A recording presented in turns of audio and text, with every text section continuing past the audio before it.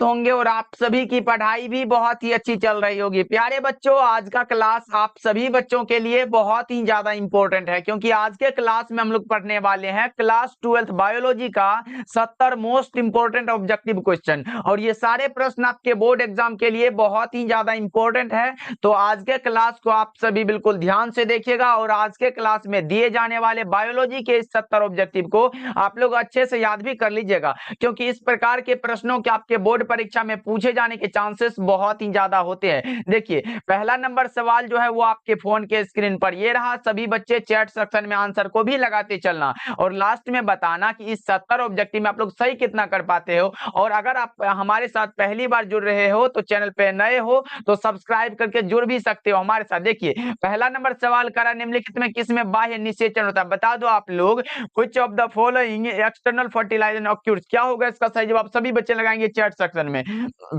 तो मैं बता दूं, अगर बाह्य निषेचन की बात हो तो वो हमारा मेढक में होता है। किस में होता है बच्चों, मेढक में हो जाता है। करेक्ट आंसर हमारा ऑप्शन नंबर ए हो जाएगा, सभी बच्चे याद रखिएगा। ओके, चलिए अब दूसरा नंबर सवाल को देखते हैं। ये रहा हमारे सामने दूसरा नंबर सवाल, बता दो युग्मक सामान्यतः किस प्रकार के होते हैं। कई बार आपके बोर्ड एग्जाम में आया हुआ प्रश्न, बता दो युग्मक जो होते हैं वो किस प्रकार के होते हैं। तो युग्मक सामान्यतः हैप्लॉइड होते हैं, यानी कि एक गुणक होते हैं। सभी बच्चे इसको याद रखोगे, ऑप्शन नंबर ए हमारा करेक्ट हो जाएगा। चलिए अब तीसरा नंबर सवाल को देखिए, ये रहा हमारे सामने, मात्र 70 ऑब्जेक्टिव है, इसको जरूर याद कर लीजिएगा बच्चों, क्योंकि ये सारे प्रश्न इंपॉर्टेंट है। देखिए, तीसरा नंबर सवाल करा, बिना निषेचन के पौधों का उत्पादन किसके द्वारा किया जाता है। बता दो आप लोग, बिना निषेचन के पौधों का उत्पादन जो है वो किसके द्वारा किया जाता है। यह किया जाता है किसके द्वारा, कायिक प्रवर्धन के द्वारा। करेक्ट आंसर हमारा ऑप्शन नंबर सी हो जाएगा, बिल्कुल सही आंसर है बच्चों, लगा लो और अच्छे से याद भी रखना। चलिए फोर्थ नंबर सवाल है हमारे सामने, बता दो केचुआ प्राणी है। केचुआ कैसी प्राणी है बच्चों, तो केचुआ जो प्राणी है वो प्राणी है द्विलिंगी। केचुआ आए, मेढक आए, ये सारे सारे द्विलिंगी प्राणी है। जो कि भी आए ये भी द्विलिंगी है। चलिए आगे बढ़ते हैं, अगला प्रश्न हमारे सामने पांचवा नंबर सवाल है, बता दो पांचवा नंबर सवाल करा, नर और मादा, जब नर और मादा गैमीट में युग्मन होता है तब यह क्या कहलाता है। जब नर और मादा दोनों भाग ले रहा है तो यह हमारा लैंगिक जनन कहलाएगा। क्या कहलाएगा, लैंगिक जनन कहलाएगा। लेकिन अगर सिंगल पेरेंट भाग ले तो वो हमारा अलैंगिक जनन कहलाता है। तो ये भी आप लोग याद रखोगे, ऑप्शन बी हमारा बिल्कुल सही हो जाएगा। चलिए अगले प्रश्न को देखते हैं, 6 नंबर सवाल है हमारे सामने, बता दो ऋतुस्राव चक्र किस में होता है। बहुत ही अच्छा प्रश्न, बता दो ऋतुस्राव चक्र आपसे पूछा गया, बताएंगे सभी बच्चे। आपसे मेंस्ट्रुअल साइकिल के बारे में पूछा गया है। एक हमारा ओस्ट्रल साइकिल होता है और एक हमारा मेंस्ट्रुअल साइकिल होता है। मेंस्ट्रुअल साइकिल की बात हो, मासिक चक्र की बात हो, तो वो मनुष्य में भी होता है, बंदर में भी होता है और चिंपैंजी में भी होता है। इसलिए करेक्ट आंसर हमारा ऑप्शन डी हो जाएगा। तो इसको सभी बच्चे जरूर याद रखिएगा। अगर ऑस्ट्रस साइकिल की बात हो तो वो होता है बिल्ली में होता है, कुत्ता में होता है, बकरी में, वो सारे के सारे उसमें ऑस्ट्रस साइकिल होता है। लेकिन मेंस्ट्रुअल साइकिल जो होता है वो आदमी में होता है, चिंपैंजी, बंदर, ये सारे के सारे होते हैं। ओके, चलिए 7 नंबर सवाल है आपके सामने, बता दो पुष्पीय पौधों में नर युग्मक का निर्माण किसके विभाजन से होता है। पुष्पीय पौधों में नर युग्मक का निर्माण जो है वो किसके विभाजन से होता है बच्चों, लगा दो 7 का करेक्ट आंसर ये होता है जनन कोशिका के विभाजन से। करेक्ट आंसर जो होगा वो ऑप्शन सी हमारा बिल्कुल सही हो जाएगा, सभी बच्चे इसको याद भी रखोगे। चलिए 8 नंबर सवाल है हमारे सामने, बता दो 8 नंबर सवाल करा, भ्रूणपोष क्या होता है, बताएंगे सभी बच्चे। भ्रूणपोष जो होता है वो क्या होता है, द्विगुणित है, अगुणित है, त्रिगुणित है, या इनमें से कोई नहीं। तो भ्रूणपोष जो होता है वो हमारा त्रिगुणित यानी कि 3n होता है बच्चों। ऑप्शन नंबर सी हमारा क्या होगा, बिल्कुल सही हो जाएगा, याद रखोगे आप लोग। चलिए ट्रिप्लॉइड होता है, ऑप्शन नंबर सी को लगा लो आप लोग। चलिए इंग्लिश और हिंदी दोनों मीडियम वालों के लिए है, अच्छे से लगाते चलो आंसर और याद करते चलो। एनिमोफिली नामक परागण किसके द्वारा होता है, बताएंगे सभी बच्चे। एनिमोफिली नामक जो परागण होता है वो किसके द्वारा होता है, यह होता है हवा के द्वारा। क्या होता है, हवा के द्वारा। अगर इंटोमोफिली पूछे तो वो कीड़ा के द्वारा होता है, ये भी आप लोग याद रखिएगा। अगले प्रश्न को देखते हैं, अगला प्रश्न हमारे सामने 10 नंबर सवाल है, कमल में परागण होता है किसके द्वारा। ये प्रश्न बहुत इंपॉर्टेंट है और सभी बच्चे लगा देते हैं जल के द्वारा, जो कि बिल्कुल गलत है। कमल में जो परागण होता है वो कीट के द्वारा होता है। किसके द्वारा होता है बच्चों, कीट के द्वारा होता है। इसलिए सही जवाब जो होगा वो ऑप्शन सी हमारा बिल्कुल सही हो जाएगा, याद रखोगे आप लोग। चलिए अगले प्रश्न को देखते हैं, 11 नंबर सवाल है हमारे सामने, बता दो बीजांड के वृत्त को क्या कहते हैं। बीजांड के वृत्त को हम लोग क्या बोलते हैं, फ्यूनिकल बोलते हैं बच्चा पार्टी, क्या बोलते हैं बोलते हैं, फ्यूनिकल बोलते हैं, इसलिए ऑप्शन नंबर ए को लगा लो। और सभी बच्चे हमारे साथ आंसर लगाते चलो भाई, ये क्लास को देखने से काम नहीं चलेगा, अगर आंसर लगाते हो तो आपका रिवीजन भी होते चलेगा और याद भी होते चलेगा, इसलिए सभी बच्चे आंसर जरूर लगाते चलना। और चैनल पे इस पहली बार जुड़ रहे हो तो सब्सक्राइब करके ऑल नोटिफिकेशन को ऑन कर लेना। डेली क्लास का हमारा टाइम है, एक होता है 7 बजे और दूसरा हमारा 9। आगे बढ़ते हैं, 12 नंबर सवाल है हमारे सामने, बता दो 12 नंबर सवाल करा, इनमें किसका पुष्पासन खाया जाता है? पुष्पासन किसका खाया जाएगा बच्चा पार्टी? सेब का खाया जाता है। पुष्पासन किसका खाया जाता है? सेब का। ऑप्शन बी हमारा करेक्ट हो जाएगा, याद रखिएगा आप लोग। चलिए अगले प्रश्न को देखते हैं, 13 नंबर सवाल है हमारे सामने, बता दो 13 नंबर सवाल करा, एक स्वस्थ महिला के पूरे जीवन काल में उत्पन्न कुल अंडों की संख्या कितनी होती है? बताएंगे सभी बच्चे। एक स्वस्थ महिला के पूरे जीवन काल में उत्पन्न कुल अंडों की जो संख्या होती है वो कितनी? 400 होती है। राइट आंसर हमारा कौन सा होगा 13 का? तो ऑप्शन बी हो जाएगा। चलिए 14 नंबर सवाल को देखते हैं, ये रहा हमारे सामने, बता दो द्विगुणित संरचना कौन सी है? द्विगुणित संरचना आपको क्या लगता है? ये युग्मनज जायगोट जो है ये द्विगुणित संरचना है, क्योंकि हमारा मेल गेमिट जो तो वो भी हैप्लॉइड होता है, प्लस में फीमेल गेमिट भी हैप्लॉइड होता है, ये दोनों मिलकर 2n यानी कि जायगोट का निर्माण करता है और ये 2n होता है। करेक्ट आंसर हमारा ऑप्शन बी हो जाएगा, याद रखिएगा आप लोग। चलिए आगे बढ़ते हैं, अगला प्रश्न हमारे सामने 15 नंबर सवाल का रहा है, फैलोपियन नलिका का अंडाशय से निकटस्थ भाग कौन सा होता है? बता दो सभी बच्चे, बताएंगे सभी बच्चे 15 का करेक्ट आंसर क्या होगा? तो वो हमारा वायु कोष्ठिका हो जाता है। Right answer option number B हो जाएगा बच्चों, याद रखिएगा। ये रिवीजन के तौर पे क्लास रखा गया था कि आप लोग भूल ना पाओ, जितना भी हमने पीछे कर चुका है उसका भी रिवीजन कराएंगे हम आप लोगों को बहुत ही जल्द, इसलिए सारे बच्चे हमारे साथ जुड़े रहिएगा। चलिए 16 नंबर सवाल है हमारे सामने, बता दो 16 नंबर सवाल कर रहा है, मानव मादा में गर्भकाल कितने दिनों का होता है? ये तो सभी बच्चे को पता होगा, मानव मादा में जो गर्भकाल होता है वो 9 मंथ्स का होता है। राइट आंसर हमारा ऑप्शन सी हो जाएगा, बिल्कुल सही आंसर है। चलिए 17 नंबर सवाल है हमारे सामने, बता दो 17 नंबर सवाल कर रहा है, एंड्रोजन्स किसे उद्दीपित करता है? बताएंगे 17 का करेक्ट आंसर क्या होगा? एंड्रोजन्स किसे उद्दीपित करता है बच्चों? तो ये करता है शुक्राणु जनन को। Right answer option number D हो जाएगा, बिल्कुल सही आंसर है। चलिए 18 नंबर सवाल है आपके सामने, बता दो गैमीट निर्माण को क्या कहते हैं? बताएंगे सभी बच्चे, बड़ा ही आसान सा प्रश्न है, गैमीट निर्माण को क्या कहते हैं? गैमेटोजेनेसिस कहते हैं। गैमीट निर्माण को क्या कहते हैं बच्चा पार्टी? गैमेटोजेनेसिस कहते हैं।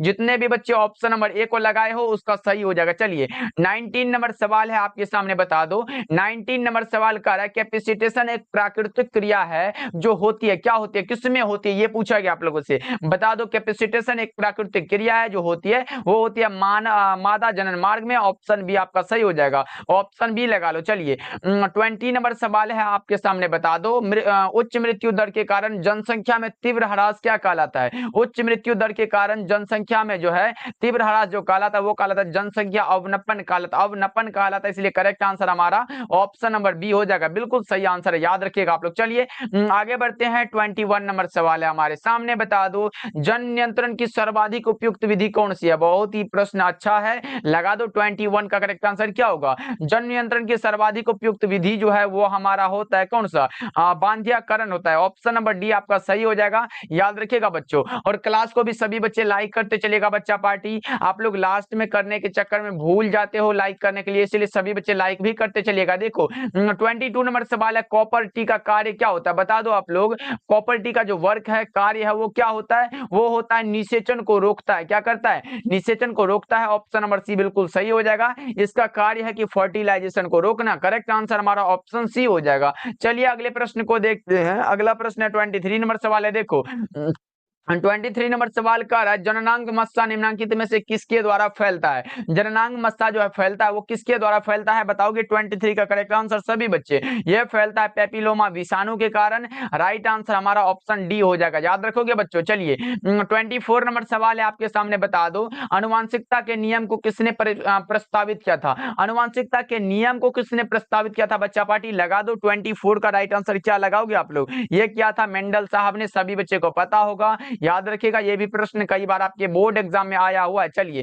25 नंबर सवाल है, मानव नर की आनुवांशिक पहचान की जाती है किसके द्वारा? मानव नर की आनुवांशिक पहचान किसके द्वारा होती है? तो लिंग गुणसूत्रों के द्वारा। किसके द्वारा बच्चों? लिंग गुणसूत्रों के द्वारा होती है। करेक्ट आंसर जितने भी बच्चे डी को लगाए हो उसका सही हो जाएगा। चलिए 26 नंबर सवाल है आपके सामने, बता दो एक जीन जोड़ा दूसरे जीन जोड़े के प्रभाव को रोकता है, किस में रोकता है? ये पूछा गया आप लोगों से, बता दो एक जीन जोड़ा दूसरे जीन जोड़े के प्रभाव को रोकता रोकता है वो किस में होता है? बताओगे क्या आप लोग 26 का करेक्ट आंसर? तो यह होता है एपिस्टेसिस में। किस में होता है बच्चों? एपिस्टेसिस में होता है। और एक बार ऐसे पूछा गया था कि एक जीन जोड़ा दूसरे जीन जोड़े के प्रभाव को दबा देता है, उसे क्या कहते हैं? उसे भी हम लोग एपिस्टेसिस ही कहते हैं बच्चों। ऑप्शन सी हमारा करेक्ट हो जाएगा। 27 नंबर सवाल है आपके सामने। 27 नंबर सवाल कर रहा है, मेंडल ने कार्य किया था किस मटर पर किया था? तो उद्यान मटर पर। मेंडल जी ने कार्य किया था उद्यान मटर पर। राइट आंसर जितने भी बच्चे सी को लगाए हो राइट हो जाएगा। 28 नंबर सवाल है आपके सामने, बता दो मेंडल के नियम का एक अपवाद है कौन सा? मेंडल के नियम का अपवाद कौन सा है? बता दो बच्चा पार्टी। 28 का करेक्ट आंसर तो वो है सहलग्नता। क्या है? सहलग्नता हो जाएगा। Right answer option number C हो जाएगा। 29 नंबर सवाल है हमारे सामने, बता दो 29 नंबर सवाल है, इनमें से कौन रक्त समूह सार्वभौमिक रक्तदाता है? बता दो आप लोग। सार्वभौमिक रक्तदाता की बात हो तो वो हमारा ओ होता है, ब्लड ग्रुप ओ जो होता है ये सार्वभौमिक रक्तदाता कहलाता है, इसलिए करेक्ट आंसर हमारा ऑप्शन नंबर डी हो जाएगा। 30 नंबर सवाल है आपके सामने, बता दो मनुष्य में मात्रात्मक लक्षण का उदाहरण कौन सा होता है? बताएंगे इसका राइट आंसर क्या होगा? मनुष्य में मात्रात्मक लक्षण का जो उदाहरण है वो कौन सा होता है? वो त्वचा का रंग होता है। क्या होता है? त्वचा का रंग हो जाता है, इसलिए राइट आंसर हमारा ऑप्शन नंबर बी 100% सही आंसर है बच्चों। लगा लो और अच्छे से याद भी रखना। चलिए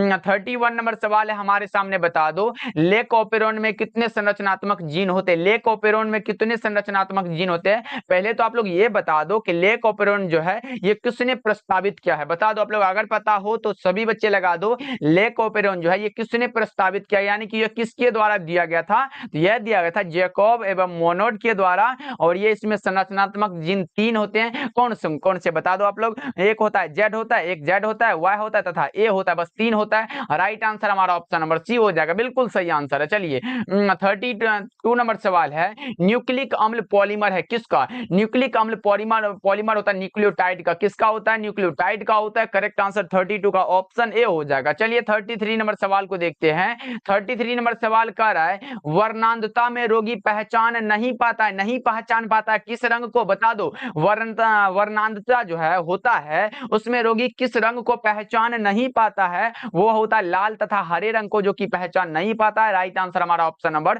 बी हो जाएगा। 34 नंबर सवाल आपके सामने, बता दो सहलग्नता समूह की संख्या उस कोशिका के लिए क्या होगी जिसमें 2n = 14 है? बता दो इसका राइट आंसर क्या होगा? बताएंगे सभी बच्चे। यह हमारा हो जाता है 7। राइट आंसर हमारा ऑप्शन सी हो जाएगा, बिल्कुल सही आंसर है। चलिए 35 नंबर सवाल को देखिए बच्चों।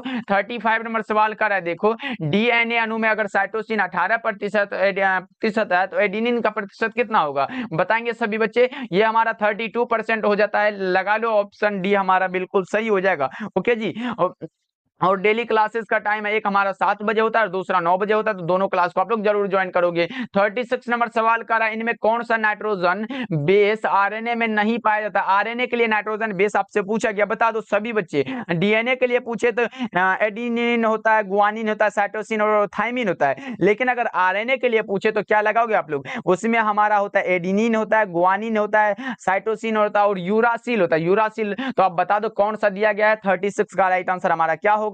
वो हमारा थाइमिन होगा। ऑप्शन ए हमारा करेक्ट हो जाएगा। सभी बच्चे देखो इसमें नहीं पाया जाता, ये पूछा गया। आरएनए में जो पाया जाता है वो कौन कौन सा होता है? वो होता है एडिनिन होता है, गुआनिन होता है, साइटोसिन होता है और यूरासिल होता है। लेकिन ये थाइमिन नहीं पाया जाता बच्चों। ऑप्शन ए हमारा करेक्ट हो जाएगा। चलिए आगे बढ़ते हैं। 37 नंबर सवाल आपके सामने, बता दो न्यूक्लिक अम्ल किस एंजाइम के द्वारा खंडित होता है? न्यूक्लिक अम्ल किस एंजाइम के द्वारा खंडित होता है? बता दो। यह होता है न्यूक्लियेजेस के द्वारा खंडित, इसलिए राइट आंसर हमारा ऑप्शन नंबर बी हो जाएगा। चलिए फिर 38 नंबर सवाल को देखिए, ये रहा हमारे सामने, बता दो आबादी का प्रसरण निर्भर करता है किस पर? आबादी का जो प्रसरण निर्भर करता है वो किस पर निर्भर करेगा बच्चों? लगा दो। 38 का करेक्ट आंसर क्या होगा? वो करता है आगमन पर भी निर्भर, बहिर्गमन पर भी और स्थानांतरण पर भी। ऑप्शन नंबर डी हमारा बिल्कुल सही हो जाएगा, याद रखोगे आप लोग। चलिए फिर अगले प्रश्न को देखते हैं। 39 नंबर सवाल है, फिलोसॉफिक जूलॉजिक पुस्तक जो है ये किसने लिखा है? बता दो आप लोग। फिलोसॉफिक जूलॉजिक नामक पुस्तक जो ये किसके द्वारा लिखा गया? बता दो 39 का राइट आंसर। तो ये लिखा गया लेमार्क के द्वारा। राइट आंसर हमारा ए हो जाएगा, जो कि 1809 ईस्वी में लिखा था। ओके जी। चलिए अगले प्रश्न को देखते हैं। 40 नंबर सवाल है आपके सामने, बता दो एकिडना क्या होता है? एकिडना एक योजक करी है। क्या है बच्चों? योजक करी है, इसलिए राइट आंसर हमारा ऑप्शन नंबर ए हो जाएगा। सभी बच्चे याद रखिएगा, एकिडना योजक करी है। चलिए 41 नंबर सवाल है हमारे सामने, बता दो क्या कर रहा है? नई प्रजातियों के निर्माण का महत्वपूर्ण कारक क्या है? बताएंगे सभी बच्चे।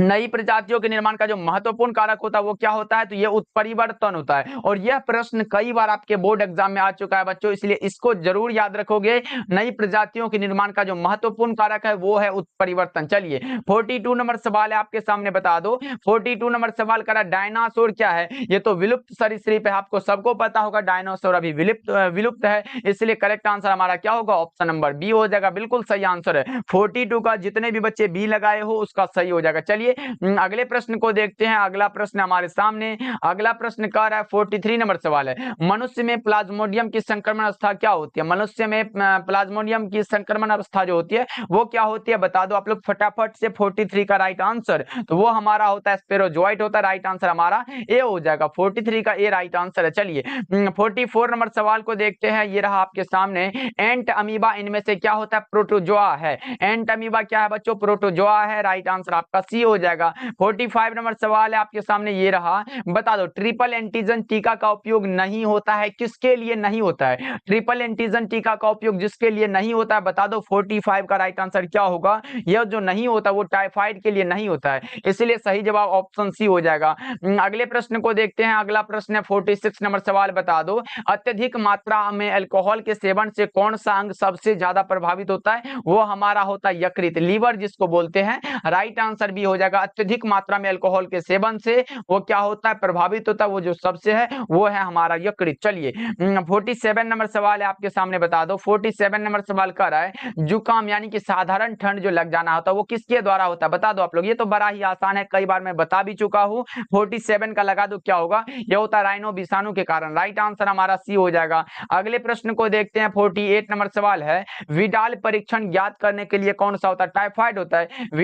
विडाल परीक्षण की पुष्टि के लिए कौन सा होता है? टाइफाइड होता है, राइट आंसर हमारा ऑप्शन नंबर बी हो जाएगा। चलिए 49 नंबर सवाल है हमारे सामने, बता दो 49 नंबर सवाल है, वुचरेरिया बैंक्रप्टी के द्वारा होता है, क्या होता है? पहले तो आपके बोर्ड एग्जाम में ऐसा प्रश्न आया था कि वुचरेरिया बैंक्रप्टी में जो आदमी में जो फाइलेरिया रोग पैदा करता है वो किस समूह का होता है? वो हेलमिंथ समूह का होता है, लेकिन यहाँ पूछा गया है वुचरेरिया बैंक्रप्टी के द्वारा क्या होता है, तो अभी मैंने बताया फाइलेरिया रोग होता है, राइट आंसर हमारा बी हो जाएगा। अगर पूछे किस समूह का है तो वो भी आप लोग याद रखिएगा, किस समूह का है बच्चों, ये है हेलमिंथ समूह का, ये भी आप लोग याद रखिएगा, हेलमिंथ समूह का होता है। बहुत ही अच्छा प्रश्न है, बहुत इंपॉर्टेंट है। चलिए आगे बढ़ते हैं। अगला प्रश्न हमारे सामने 50 नंबर सवाल है, इनमें से कौन जीवाणु जनित रोग है? जीवाणु के द्वारा होने वाला जो रोग होता है वो कौन सा होता है? 50 का राइट आंसर बता दो आप लोग। वो हमारा कुष्ठ रोग भी होता है, क्षय रोग भी होता है और हैजा भी होता है, इसीलिए correct answer option number D हो जाएगा, बिल्कुल राइट आंसर है। चलिए अगले प्रश्न को देखते हैं। 51 नंबर सवाल है, निम्नलिखित में किसकी अनुवांशिक विविधता भारत में सबसे अत्यधिक है? अत्यधिक पूछे तो आम का है,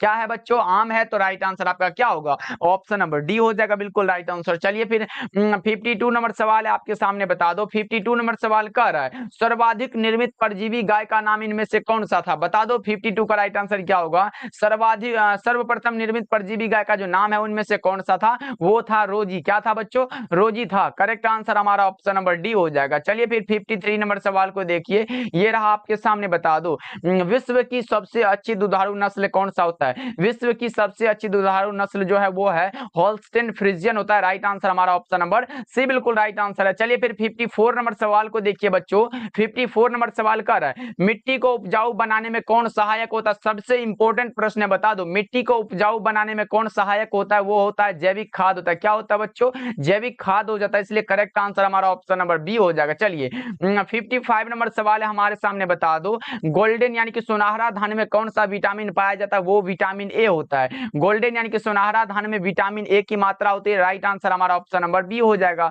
चलिए 56 नंबर सवाल है, शराब उद्योग में किस सूक्ष्म जीव का उपयोग होता है? शराब के उद्योग में किस सूक्ष्म जीव का उपयोग किया जाता है? बता दो 56 का राइट आंसर क्या होगा बच्चों, ये होता है यीस्ट का, किसका होता है? यीस्ट का होता है, राइट आंसर हमारा ऑप्शन नंबर ए हो जाएगा। 57 नंबर सवाल है आपके सामने, बता दो जैविक खाद्य का मुख्य स्रोत क्या होता है? जैविक खाद्य का जो मुख्य स्रोत होता है वो क्या होता है, बताओगे 57 का राइट आंसर, तो वो हमारा होता है जीवाणु, क्या होता है? जीवाणु होता है, राइट आंसर हमारा ऑप्शन नंबर सी हो जाएगा, बिल्कुल राइट आंसर। जीवाणु कह लो, कवक कह लो, या फिर साइनोबैक्टीरियम भी होता है, इसलिए करेक्ट आंसर हमारा ऑप्शन सी हो जाएगा। चलिए 58 नंबर सवाल कर रहा है टी लिम्फोसाइट उत्पन्न होता है कहाँ? टी लिम्फोसाइट जो उत्पन्न होता है वो अस्थि मज्जा से होता है। क्या होता है? अस्थि मज्जा से होता है। राइट आंसर हमारा ये हो जाएगा। या फिर बी लिम्फोसाइट भी हो तो वो भी अस्थि मज्जा से ही होता है। चलिए 59 नंबर सवाल है आपके सामने, बता दो क्लोरेला निम्न में से क्या होता है? क्लोरेला जो होता है वो क्या है बच्चों? लगा दो 59 का करेक्ट आंसर, तो वो शैवाल है। क्लोरेला निम्न में से क्या है? तो शैवाल है। राइट आंसर ए हो जाएगा। चलिए 60 नंबर सवाल है एजोला का सहजीवी संबंध किसके साथ होता है? एनाबीने के साथ होता है। एनाबीना के साथ है तो राइट आंसर क्या लगाओगे आप लोग? ऑप्शन बी हो जाएगा। कई बार आपके बोर्ड एग्जाम में आया हुआ प्रश्न। चलिए अगले प्रश्न को देखते हैं। 61 नंबर सवाल है किसी भी जनसंख्या में उपस्थित समस्त जीन एवं उसके अलील क्या कहलाते हैं? किसी भी जनसंख्या में उपस्थित समस्त जीन एवं उसके अलील जो कहलाते हैं वो जीन कोष कहलाते हैं। क्या कहलाते हैं? जीन कोष कहलाते हैं। राइट आंसर ये हो जाएगा। चलिए 62 नंबर सवाल का रहा है पहली ट्रांसजेनिक फसल कौन सी थी? पहली ट्रांसजेनिक फसल का नाम था तंबाकू। क्या था बच्चों? तंबाकू था। Right answer option number D हो जाएगा। बिल्कुल राइट आंसर है। चलिए फिर 63 नंबर सवाल है आपके सामने, बता दो। कह रहा है 63 नंबर सवाल है क्राइजीन बॉलकृमि से किस फसल को बचाता है? क्राइजीन बॉलकृमि से किस फसल को बचाता है? तो बता दो ये कपास को बचाता है। किसको बचाता है? तो कपास को। 63 का ए हमारा बिल्कुल सही आंसर है। ओके चलिए 64 नंबर सवाल है आपके सामने, बता दो। 64 नंबर सवाल का पौधे जो जलीय वातावरण में नहीं पाए जाते हैं, अब बता दो ये बबूल जो है ये कब से जलीय वातावरण में पाए जाने लगा? इसलिए करेक्ट आंसर हमारा ऑप्शन नंबर डी हो जाएगा। चलिए अगले प्रश्न को देखते हैं। 65 नंबर सवाल है टिड्डा क्या होता है? टिड्डा जो होता है वो क्या होता है? बता दो 65 का राइट आंसर। तो टिड्डा होता है प्राथमिक उपभोक्ता। राइट आंसर हमारा ऑप्शन नंबर बी हो जाएगा। प्राइमरी कंज्यूमर होता है। चलिए अगले प्रश्न को देखते हैं। अगला प्रश्न है 66 नंबर सवाल है समुद्र तल पर रहने वाले जंतु क्या कहलाते हैं? वैंथिक कहलाते हैं। क्या कहलाते हैं? वैंथिक कहलाते हैं। इसलिए right answer option number C हो जाएगा। ओके चलिए 67 नंबर सवाल है आपके सामने, बता दो। 67 नंबर सवाल का आ रहा है पारिस्थितिक तंत्र में ऊर्जा का प्रवाह आहार श्रृंखलागत होता है। वो होता है एक दिशीय होता है। क्या होता है? एक दिशीय होता है। करेक्ट आंसर हमारा ऑप्शन नंबर ए हो जाएगा। याद रखिएगा ये भी प्रश्न बहुत इंपॉर्टेंट है, सभी बच्चे याद रखिएगा। चलिए अगले प्रश्न को देखते हैं। अगला प्रश्न हमारे सामने 68 नंबर सवाल है पादपों में सर्वाधिक पाए जाने वाला कौन सा तत्व होता है? वो कार्बन होता है। पादपों में सर्वाधिक पाए जाने वाला जो तत्व है वो हमारा कार्बन हो जाता है। राइट आंसर हमारा ऑप्शन नंबर डी हो जाएगा। चलिए अगले प्रश्न को देखते हैं। गेंडा अभ्यारण्य किस राज्य में स्थित है? गेंडा अभ्यारण्य जो स्थित है वो किस राज्य में स्थित है? बता दो। असम में है, बंगाल में है, उत्तर प्रदेश में है या फिर बिहार में है? बता दो। 69 का करेक्ट आंसर वो है असम में। Right answer. चलिए 70 नंबर सवाल को देखिए और आज के क्लास का लास्ट सवाल है गिर अभ्यारण्य प्रसिद्ध है किसके लिए? गिर अभ्यारण्य जो प्रसिद्ध है वो किसके लिए? चिड़ियों के लिए, घड़ियाल के लिए, शेर के लिए या फिर गेंडा के लिए? तो ये जो प्रसिद्ध है ये प्रसिद्ध है शेर के लिए। किसके लिए बच्चों? शेर के लिए। राइट आंसर हमारा ऑप्शन नंबर सी हो जाएगा। चलिए आज का क्लास आपको कैसा लगा कमेंट करके बताना, और इस चैनल पे पहली बार जुड़ रहे हो तो बच्चा पार्टी सब्सक्राइब करके आप हमारे साथ जुड़ जाओ। डेली क्लास का